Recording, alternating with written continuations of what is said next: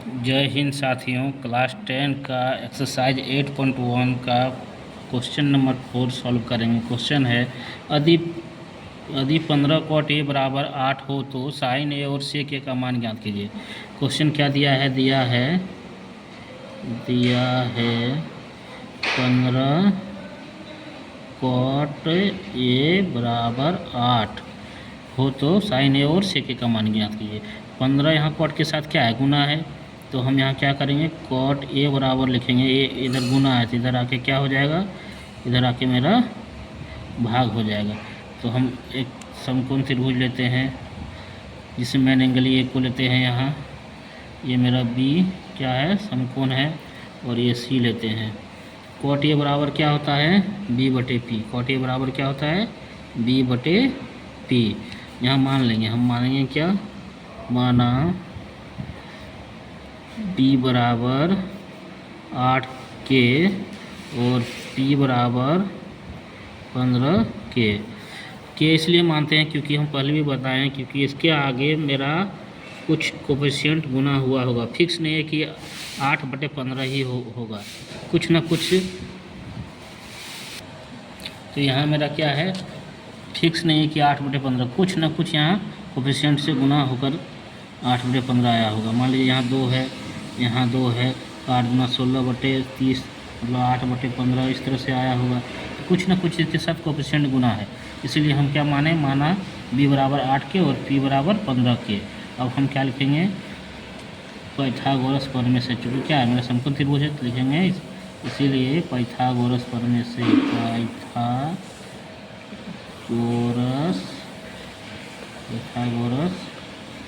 प्रमेय से क्या हो जाएगा?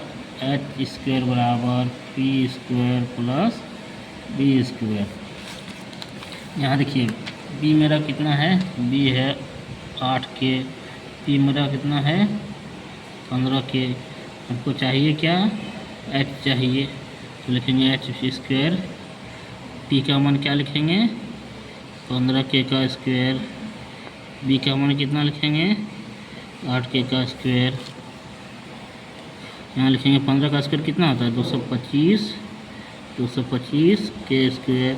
8 का कितना होता है? 64 के स्क्वायर। अब यहाँ लिखेंगे 225 और 64 को जोड़ेंगे, 4 और 5 कितना? 9, 6 2 8 2 290 के स्क्वायर। अब इधर क्या होगा मेरा? स्क्वायर इधर आके रूट में चढ़ेगा, के स्क्वायर। अब 290 किसका वर्गमूल होता है? 290 आपका जाके 17 का वर्गमूल होता है। कितना का होता है? 17 का वर्गमूल होता है।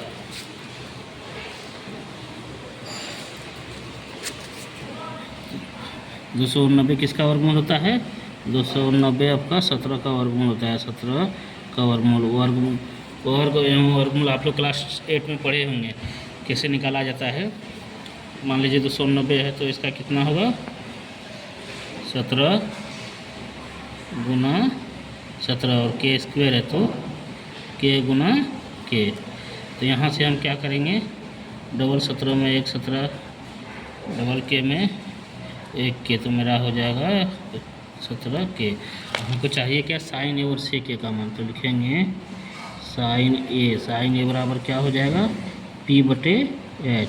p का मान यहाँ क्या होगा? h कितना निकला? 17 के, लिखेंगे 17 के।